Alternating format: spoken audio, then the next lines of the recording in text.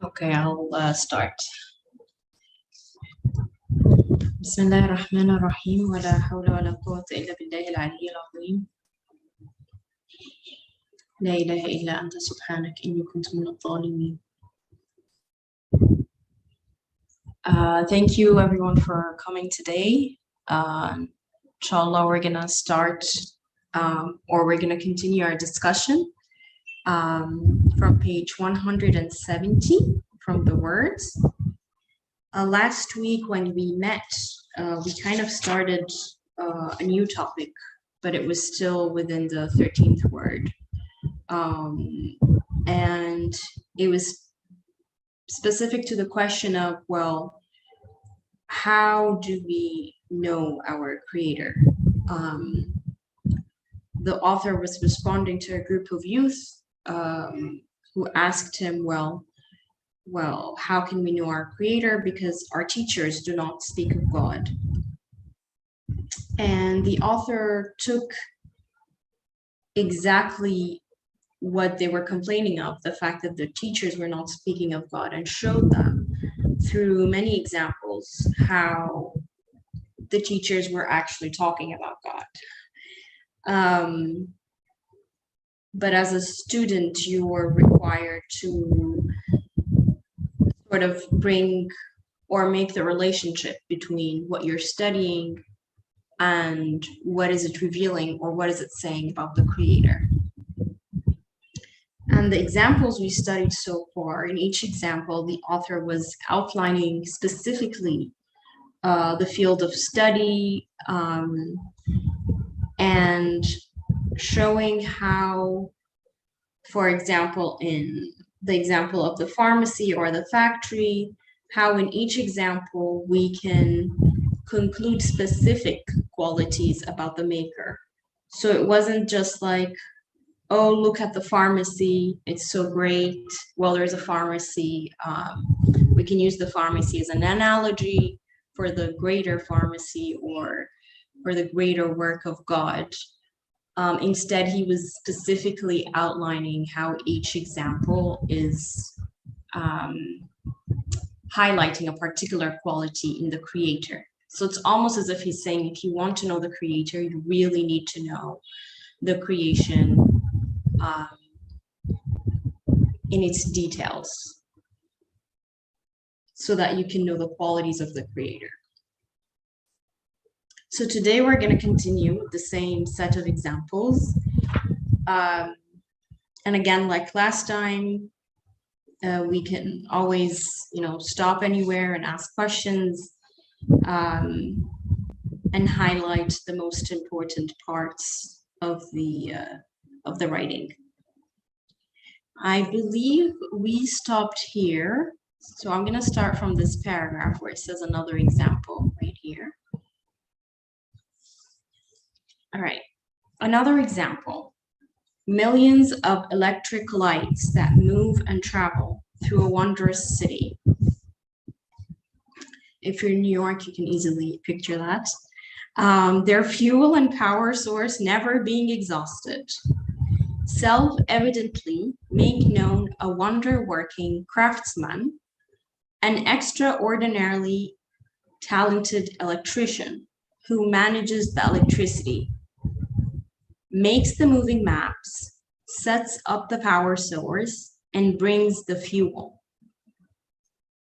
Again, let's notice the strategy he's using here. He's saying, he's not only like emphasizing that there's something that's already made, he's also trying to show how is it being made and what does it say about the electrician. So in this particular example, because of his observation of the electric lights, he can say that, okay, this is making known a wonder-working craftsman and an extraordinarily talented electrician who can manage and make and set and bring all the things that are necessary to keep the electricity going. They cause others to congratulate and applaud him and to love him. So if you see this work and you find this electrician, you would feel compelled to tell him great job or to love him.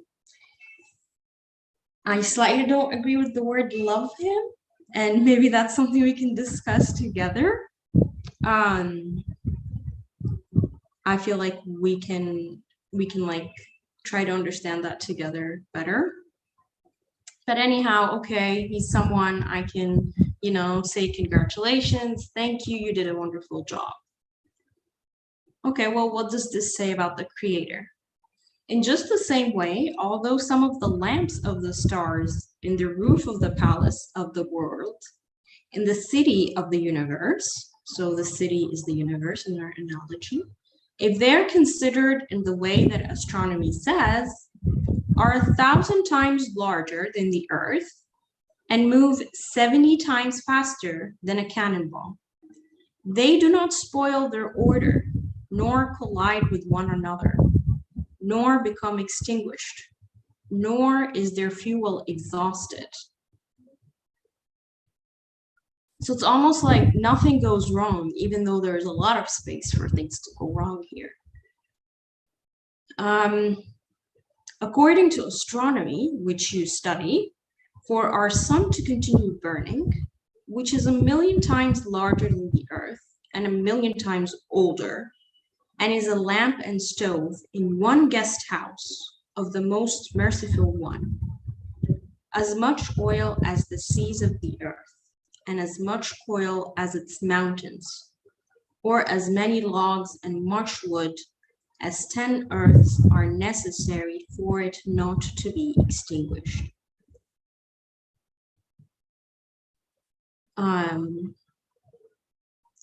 I really like how he's sort of breaking down how much is needed for the sun to continue burning. And we can't really see it, but we can study it. And however much greater and more perfect, oh, sorry, let me change the page.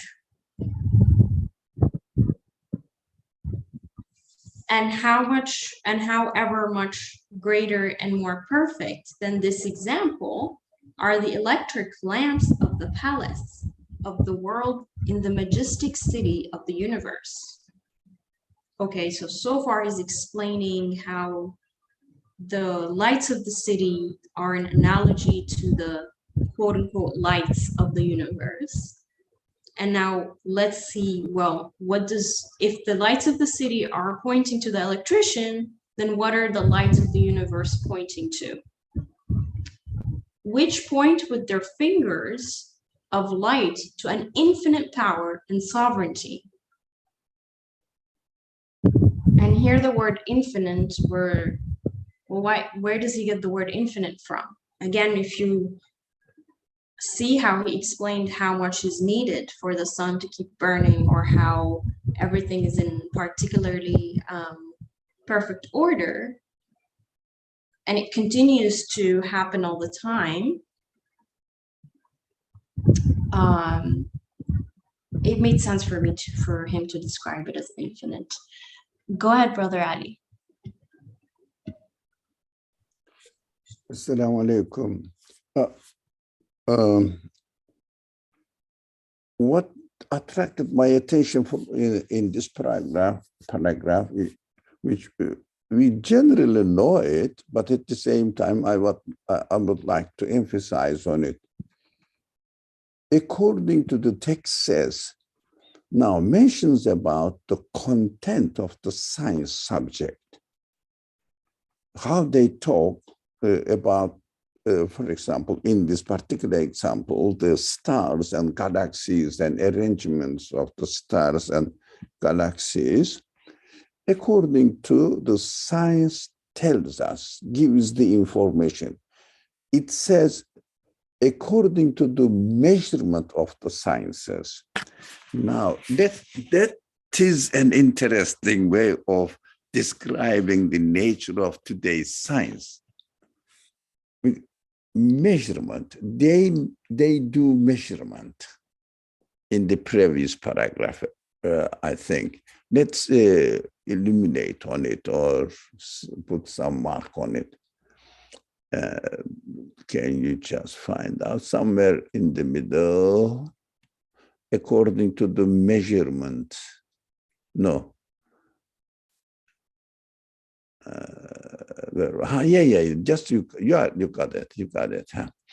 According to no, not this one. It's something like measurement. Where was it?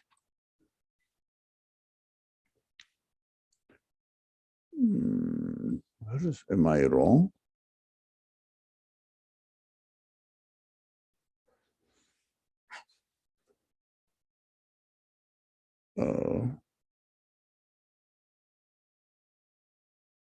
Okay, some.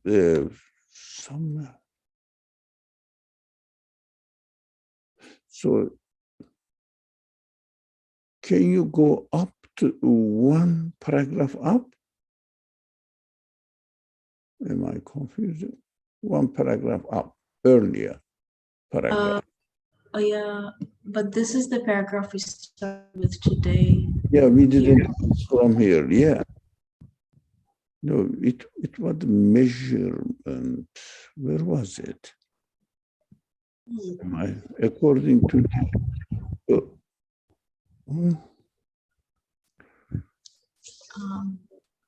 okay, come down. Let's see where did I see it?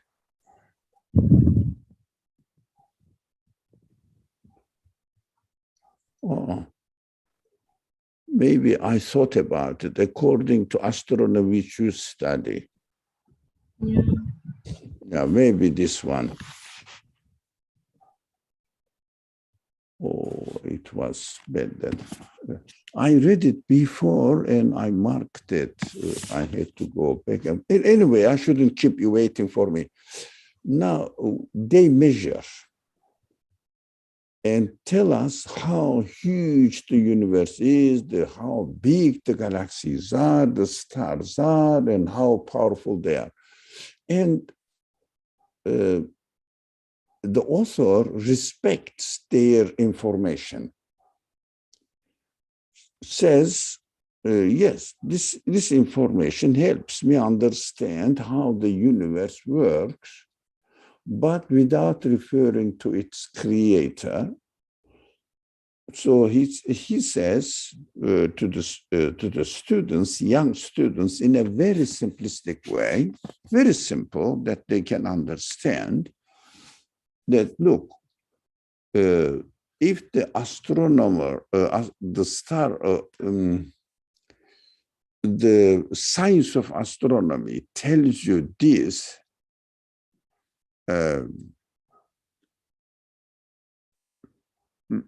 what we have to do is, who arranges it, for what purpose, we have to understand it. We have to understand. They say it is as it is, but we have to understand that astronomy teaches us how beautiful, how perfect the creation, and what did they refer to. You have to be careful to think about it, about the subject matter, and say, can it happen by itself, etc. So, by making the analogy of an electrician, a talented electrician who makes the electricity and moving lamps, etc., we understand that. The example, although this example is a human action, but of course we have to reason by making analogy between a conscious human being does and what's happening in the universe, and whatever is happening in the universe is also a result of a conscious actor. Somebody is doing this conscious preparation. So it must be a conscious being. In order to be conscious being, it must be a real being, and who is alive, who knows what he's doing, etc., etc. This was the point I wanted to discuss with you. Rather than rejecting it, rather than rejecting the reality of what the sciences tell us, but we have to accept the reality and transfer it by reasoning who can be the source of existence of this wonderful universe. That is what I got to thank you.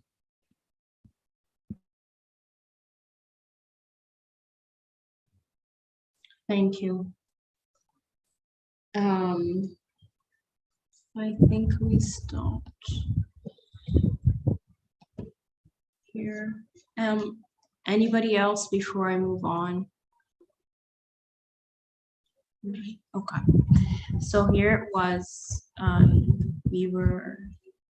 I'll start from here, which point with their fingers of light. So again, the analogy was reflected. So here we're going to be talking about how the talented electrician, the similar strategies being used to point to the maker of the universe. So which point with their fingers of light to an infinite power and sovereignty, which illuminates the sun and other lofty stars like it, without oil, wood, or coil, not allowing them to be extinguished or to collide with one another, though traveling together at speed to that degree. Oh, here is the sentence, Brother Ali. By means of the measure of the science of electricity, which you either study or will study, they testify to and make known the monarch, illuminator, director, and maker of the mighty exhibition of the universe.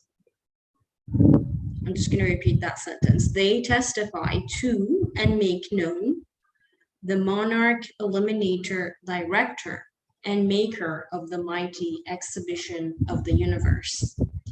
They make him loved, glorified, and worshipped. It's almost like the author is kind of saying, or what I'm getting from this writing is that the main purpose of the creation is to make known the monarch, illuminator, director, and maker. And you can easily miss it if you don't ask the question. And I mean, I like how the author is using exactly what the students are studying in order to help them see the maker or the director of the universe. And then finally, they make him loved, glorified, and worshipped. So because of what is made, the maker becomes worthy of worship and worthy of glorifying and worthy of love. Any thoughts about that? Any questions? Are we all comfortable with this? That yes, whatever we see in creation make the creator worthy of all of these things.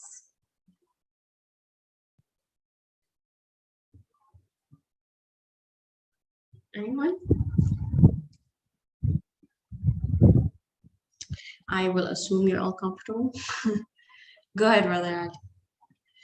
So thank you for pointing out the measurement, by means of the measure of the science of electricity. It was here towards the end of the paragraph. I didn't know. Yeah, that is important. That's what I wanted to share with you. Now, why it goes not only, there must be a creator who really arranged all this, a conscious being, but also he adds, the author adds, they make him loved, glorified, and worshipped. This transfer is also interesting because the universe is like this, as it is, and also it points to its creator, and we can understand with the help of the scientific discoveries or the discoveries of the scientists, regardless of their belief system, that is their belief system is their own choice. We may agree, we may not agree, but the measurement that the science comes up with, we have no choice because whoever studies, they come up with almost approximately the same measurement.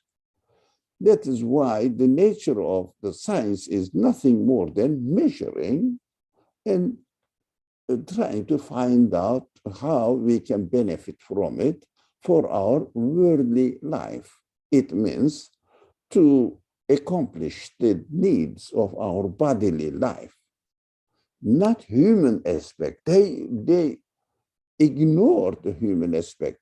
Author, without really blaming anyone and attacking anybody,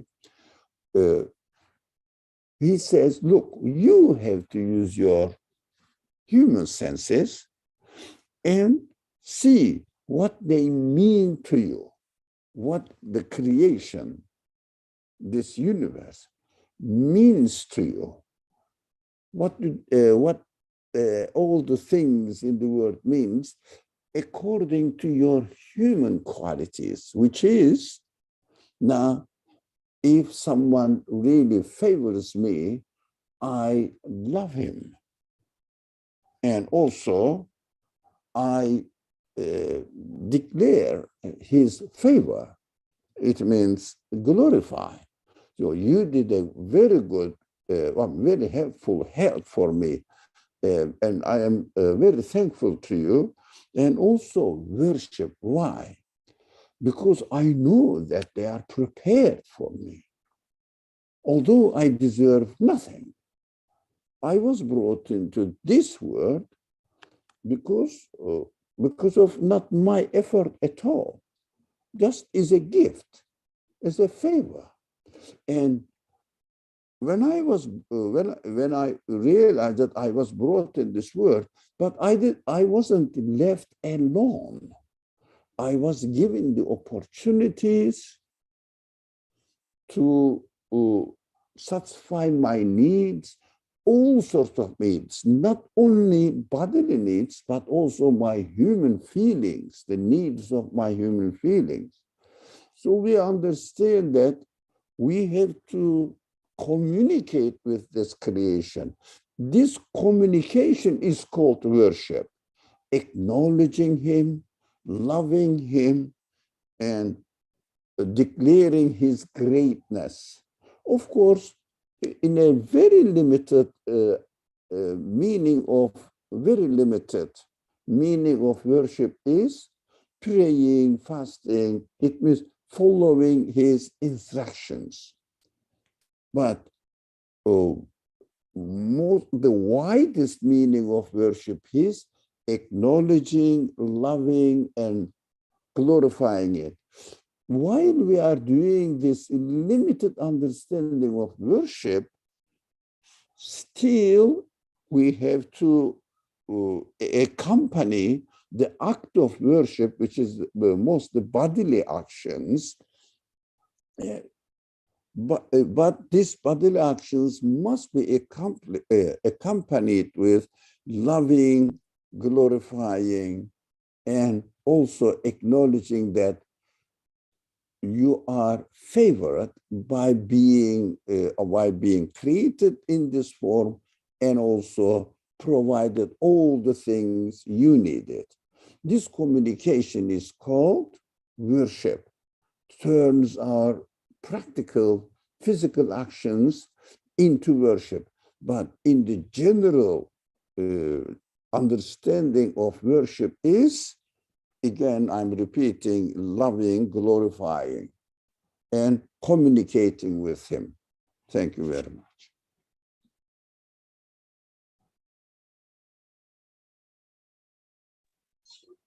Thank you. Thank you for that clarification. I was struggling with how or why is the author making such a jump from, okay, do you see everything made for you? It's great. Now love the maker and glorify him and worship him. But I think after what you said, it's almost like saying, just acknowledge the sort of pre-established relationship between you and the creation, and as a consequence or as a byproduct, like then there is a relationship between you and the maker.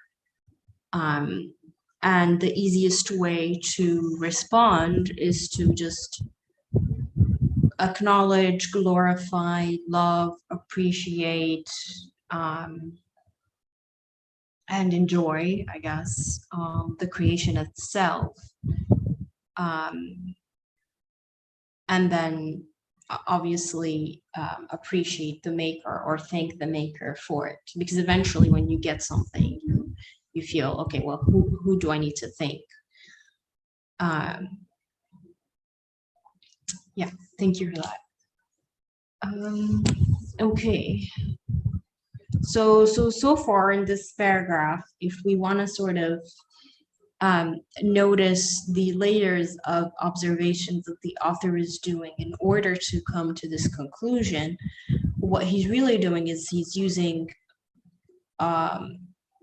a very obvious or a very close analogy, something that's happening in his life right now, or sorry, in the student's life right now. And then he asks the student to go to apply this analogy to the universe.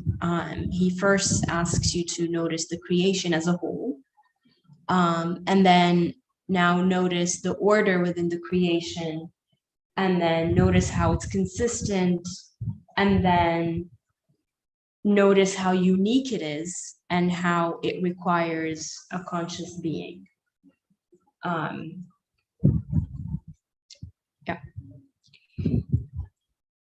Okay, so moving on to another example.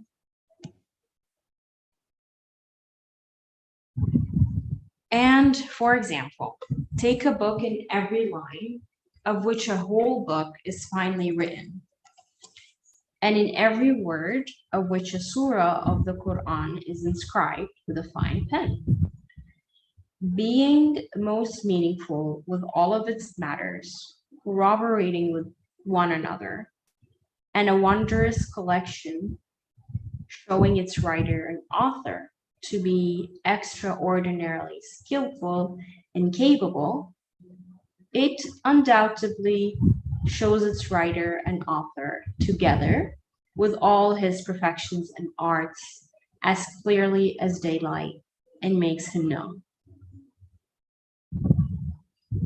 It makes him appreciated with phrases like, what wonders God has willed, and blessed be God. Just the same is the mighty book of the universe. So now he's likening the Quran to the universe, as far as I understand.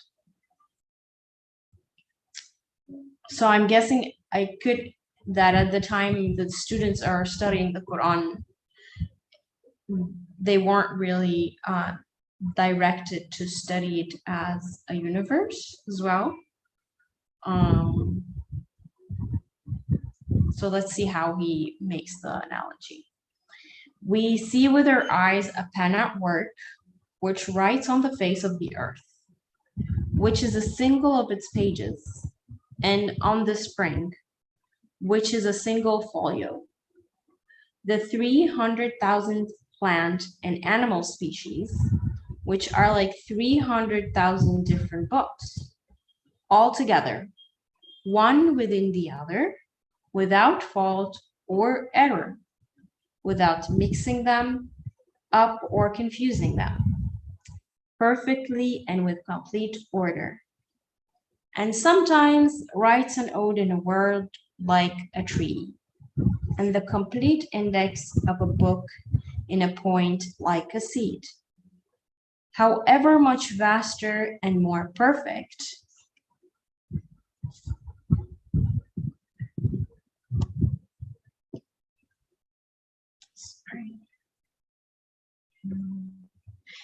However much vaster and more perfect and meaningful than the book in the example mentioned above is this compendium of the universe and mighty embodied Quran of the world, which is infinitely full of meaning and in every word of which are numerous instances of wisdom. To that degree, in accordance with the extensive measure and far-seeing vision of the natural science that you study and the sciences of reading and writing that you have practiced at school, it makes known the inscriber and author of the book of the universe, together with his infinite perfections. Together with his infinite perfections. Proclaiming God is most great, it makes him known. Uttering words like glory be to God, it describes him. Uttering praises like all praise be to God, it makes him loved.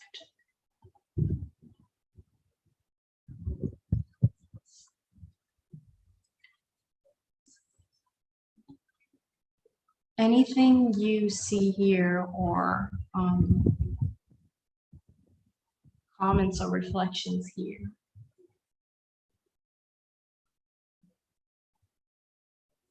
Any questions?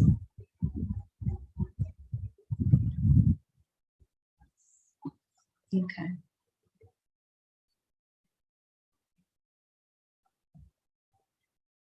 I will move on. Thus, hundreds of other sciences like these make known the glorious creator of the universe, together with his names, each through its broad measure or scale, its particular mirror, its far-seeing eyes, and searching gaze. They make him known his attributes and perfections. It is in order to give instruction in this matter, which is a brilliant and magnificent proof of divine unity, that the Quran of miraculous exposition teaches us about our Creator, most often with the verses, Sustainer of the heavens and the earth, and He created the heavens and earth. I said this to the schoolboys, and they accepted it completely, affirming it by saying, endless thanks be to God, for we have received an absolutely true and sacred lesson. May God be pleased with you. And I said, anything here before I move on? Okay.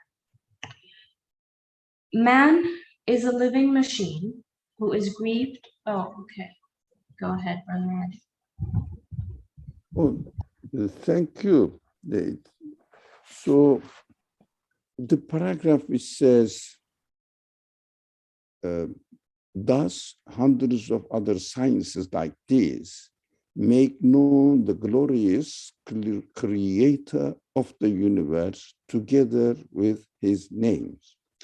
I understand that there is an interesting methodology that the author is following here.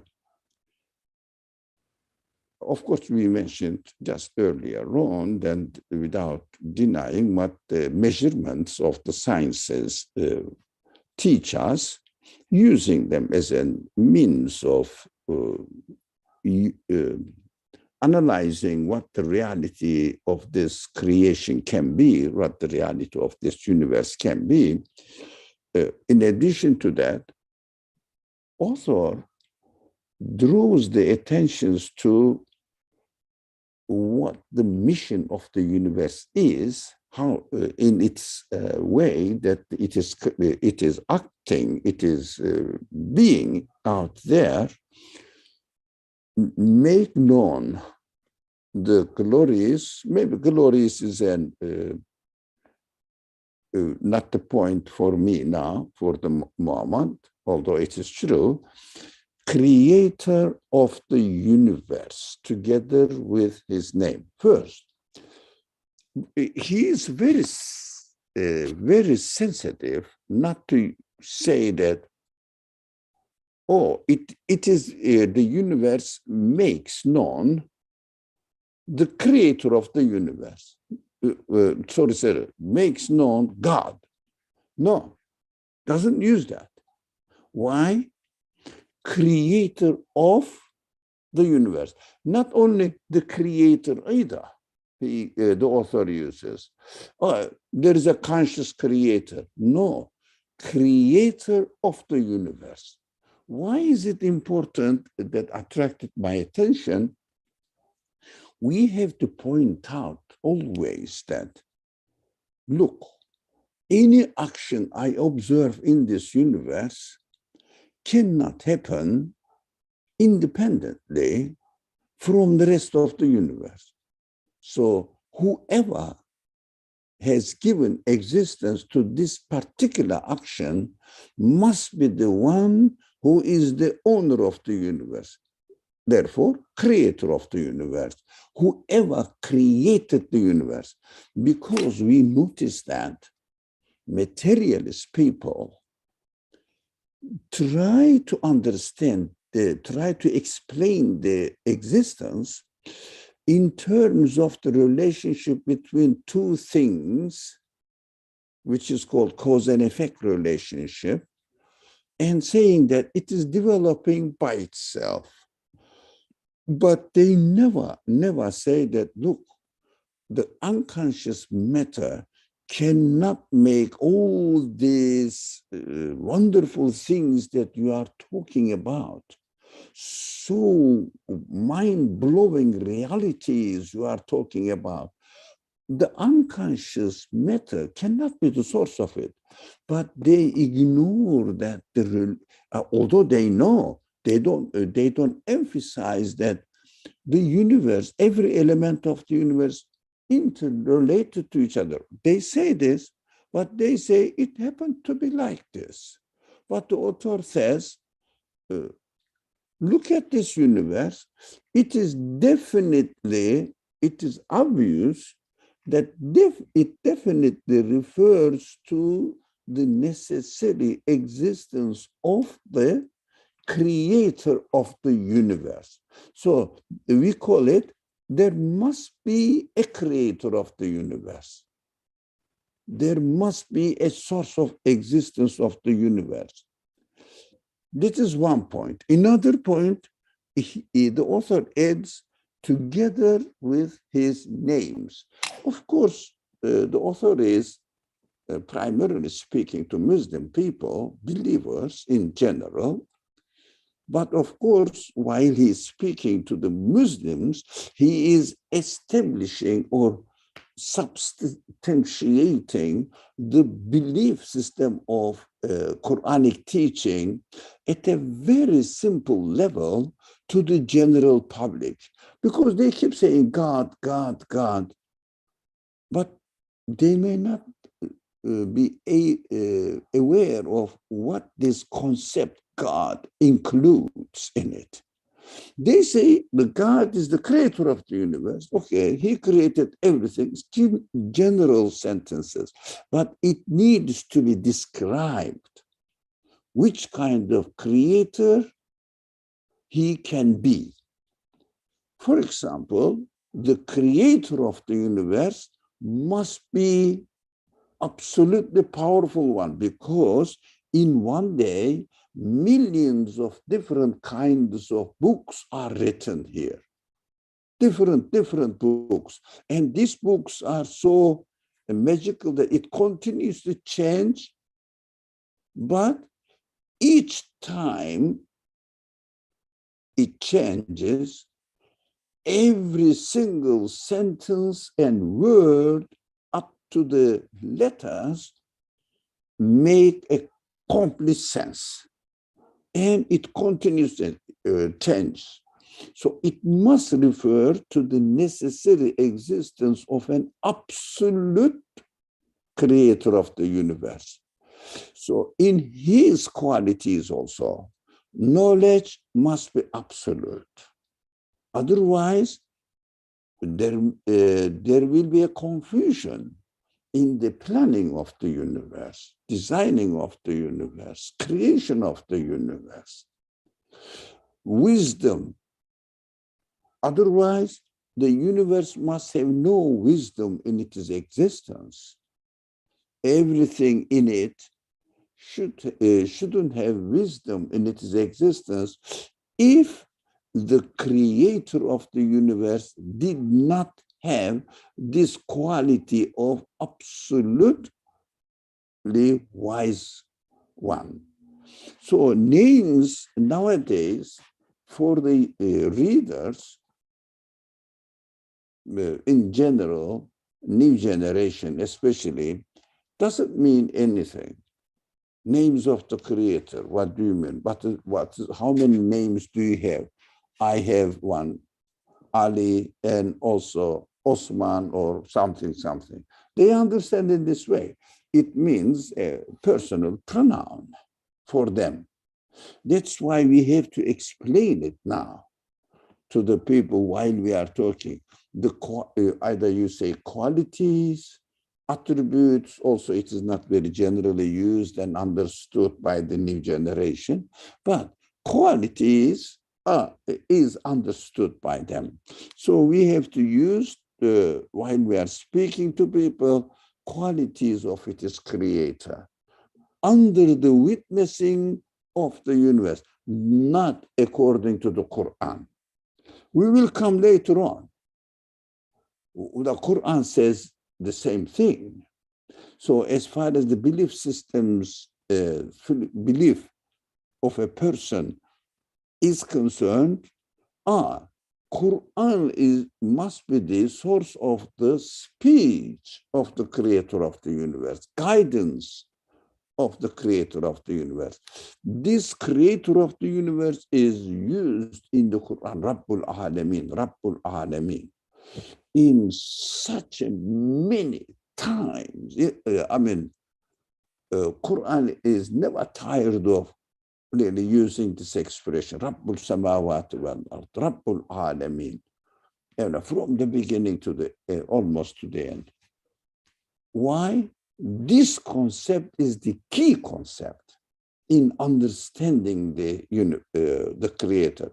Creator of the universe must be analyzed and come to each being in it at every moment.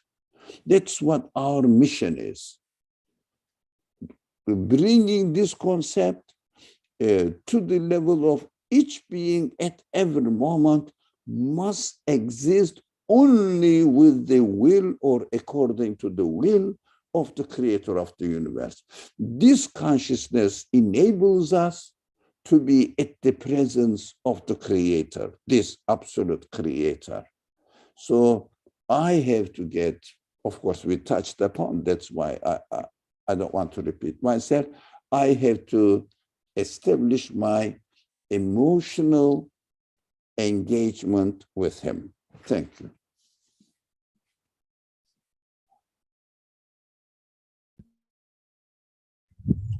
Thank you for bringing us back to this paragraph. Thank you.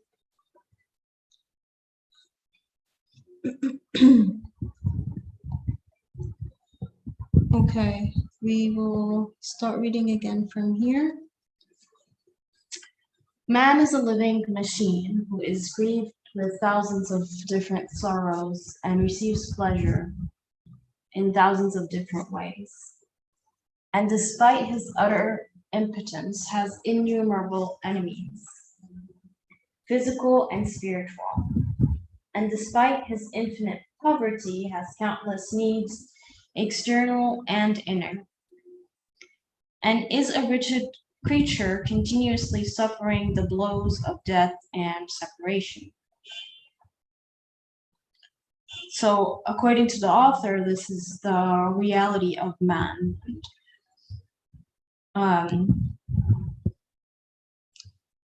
Yet, through belief and worship, he at once becomes connected or this is where we can think about the emotional engagement that was mentioned earlier.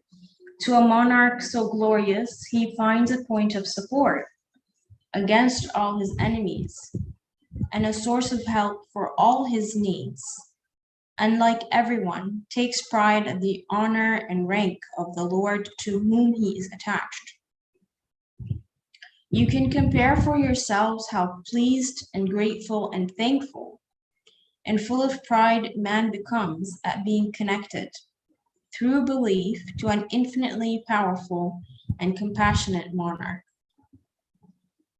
At entering his service through worship and transforming for himself the announcement of the execution of the appointed hour into the papers, releasing him from duty. So again, just as a reminder of what was mentioned earlier, the word worship is not only prayer and fasting and not a set of physical duties, but also recognizing the necessity of connecting and to thank and to love the Creator.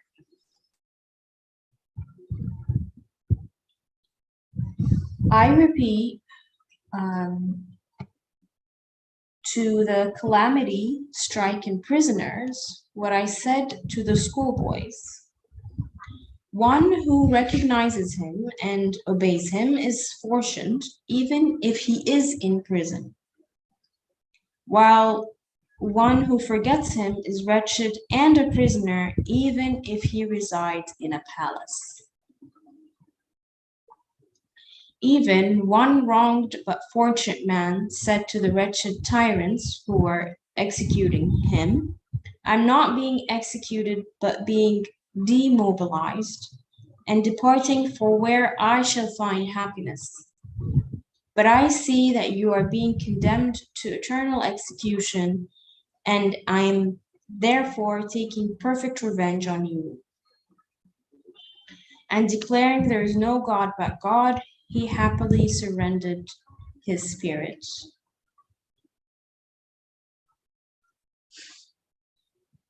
That's the end of this little sort of note to the youth that we're asking, well, how do we know the Creator?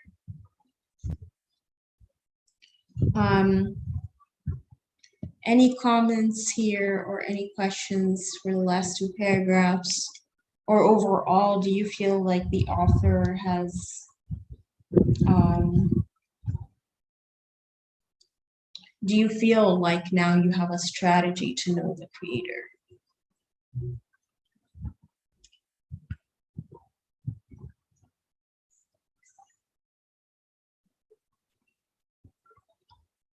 Go ahead, Prophet. Since our friends are preferring to keep quiet, so I'm ashamed of speaking a lot, but at the same time, no one is really joining your effort.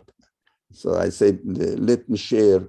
Of course, definitely not because I don't feel it, but artificially I share with you. No, while I am following your reading, and also I studied before, so prepared myself what we are going to study.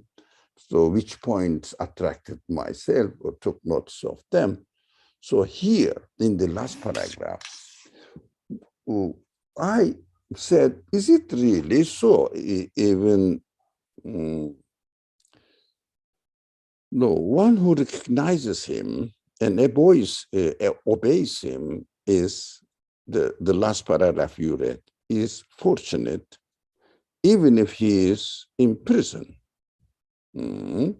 While one who forgets him is wretched and a prisoner, really, even if he resides in a palace. Why people then strive, struggle, fight to have a palace? Why people really work for years and years? Now, in some countries, it is possible after working years and years and years, you can get a good house.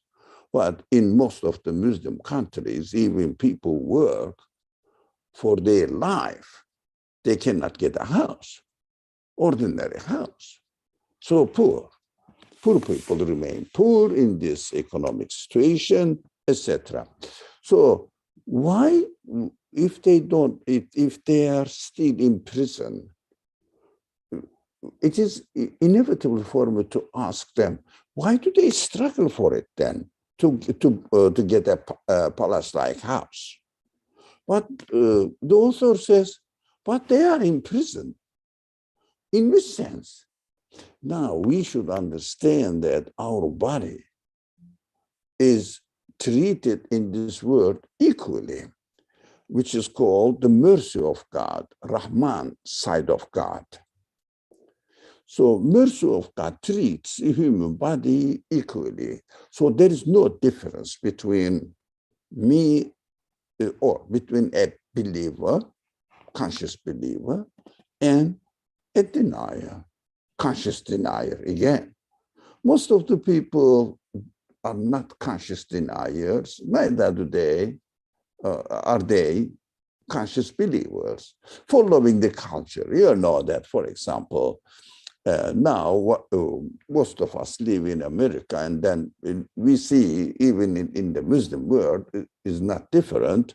We see that 100 years ago, majority of the population of this land were declaring themselves somehow Christian. I mean, we are not talking about people's intention. We are not talking about the value of their belief in the religion they are following. No, just in general, they identify themselves as Christian. The Muslims also in the same area where the 100 years ago, the people declared themselves Muslims, and 100 years later, all generations changed. The majority keep again declaring themselves as Muslims. It means religion is not really a conscious choice. Mostly, generally speaking, very exceptional cases, we see that some people consciously decide to follow a certain belief system. We appreciate them. But following the tradition, I don't know how valuable it is. Depends on how much they struggle to understand the reality of their life is. So that is different. So these people do not really question their belief system. That is why majority of the people, that is why I use this word carefully, conscious believers, whether they are in prison or not, they live in really paradise-like spiritual serenity, comfort, security. Those people who deliberately deny the Creator, yes, their body lives in a comfortable place here, but their spiritual life, how they are feeling about their future, they know that if they think about it, when they think, not if, when they think about the end product of their life, their head hits the wall of the prison. That is interesting. Why? They cannot go beyond their material life or living in this material world. Those conscious deniers, I'm emphasizing on this word, not many people are conscious deniers. The Quran struggles with, or really fights with, conscious deniers, not ordinary people. they, they live in this world as if there is no religious responsibility or religious understanding, belief system, etc. But when it comes to the end of life, maybe religion says there is an hereafter, there may be something like this, and just really don't get a desperate disappointment as the conscious deniers do get. That's why conscious deniers get angry when they are reminded the truth. These conscious deniers, we know that in English, saying, truth hurts. These conscious deniers, when they hear the prophetic mission, they recognize what they have in themselves. Either they have to give it up, or they have to submit, or they have to resist. Those majority gives up. The majority of these people give up. In the life of the prophet, at the end they gave up. But at the beginning, they all resist because they wanted to keep their tradition. They cannot really think about changing the world and following an orphan, uneducated person, poor, uneducated person. They couldn't digest it. Some of them, they resisted until the end of their life. These people, from the way that they rejected the prophetic mission, we understand that they felt so much angry because the prophetic message made them realize their real understanding, their real feeling. But they didn't prefer to submit for the reason of arrogance. I'm not going to follow a poor guy. That is what their reasoning was all about. We have to understand that we are not going to see these people in prison always thinking of committing suicide. But because of arrogance, they don't want to submit the reality and also prophetic messages. But we understand, and they do understand as well, that they really get angry. They revenge the prophets. Or they cannot say, for example, look, this guy says there is life after, hereafter. I don't believe on it. Leave it. No, they fight. They try to kill. They try to expel and exile them from the land so that they don't want to hear it. From the anger, we understand that they are very much disturbed with the reality that they are feeling. That is an interesting point I wanted to share with you. Otherwise, when we look at their bodily life, they have parties, they enjoy their worldly life, keep themselves busy with the apparent happiness, artificial happiness. They shouldn't be feeling in their field. How do I know? Because of the anger, because of the revenge against those people who believe in God. Why? Why do you need to do revenge? Something is disturbing. But sometimes there's unconscious believers also react because they are going through the same problems. Why? They claim that they believe in God and they believe in a certain religion. Okay, historically this happens, and among Muslims also happened this. They got angry with the deniers. It is against their belief system. They don't know. Why they got angry? Because the unbelievers remind them that they don't have substantial foundation for what they claim to have.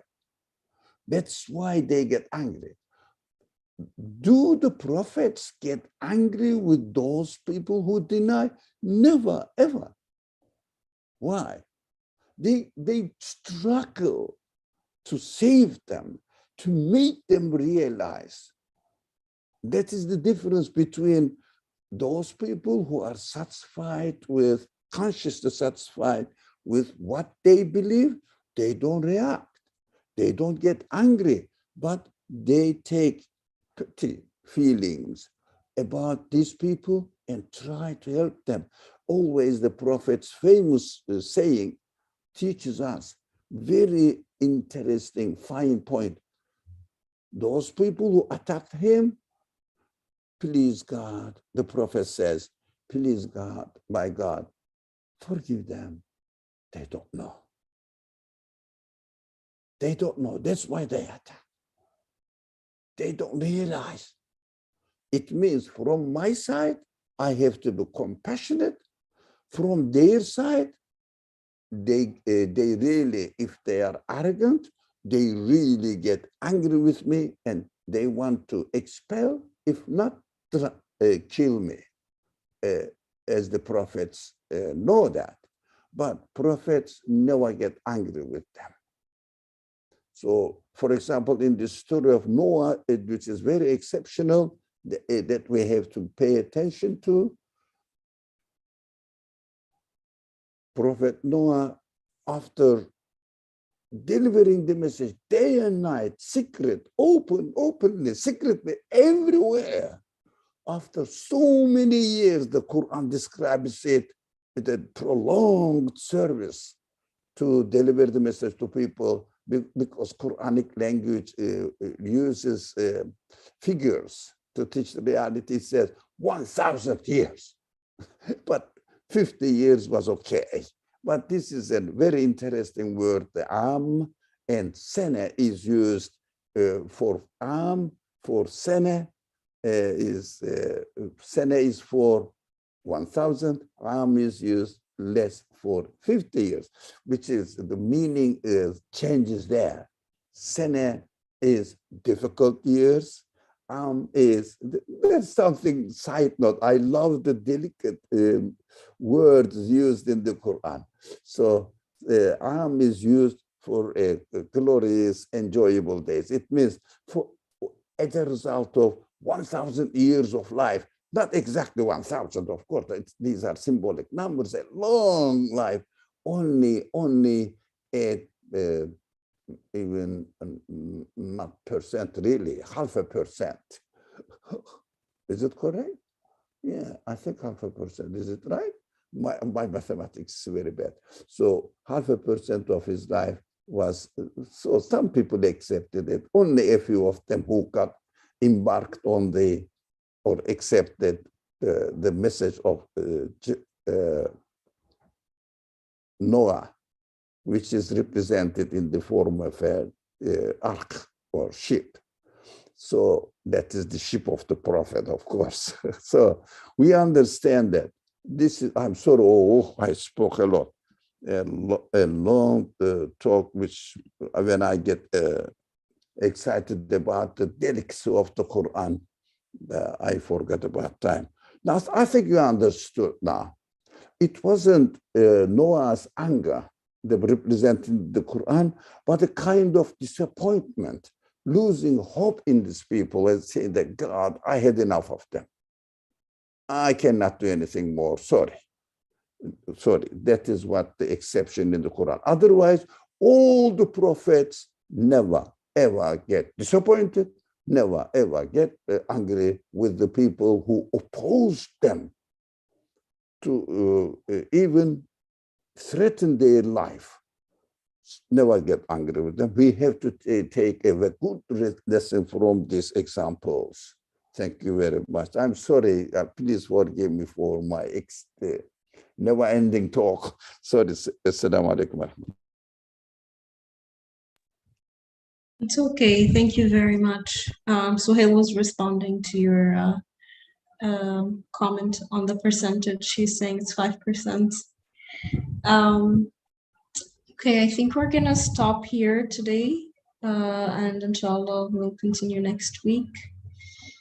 سبحانك لا علم لنا إلا ما علمتنا إنك أنت العليم الحكيم وآخر دعوانا الحمد لله رب العالمين.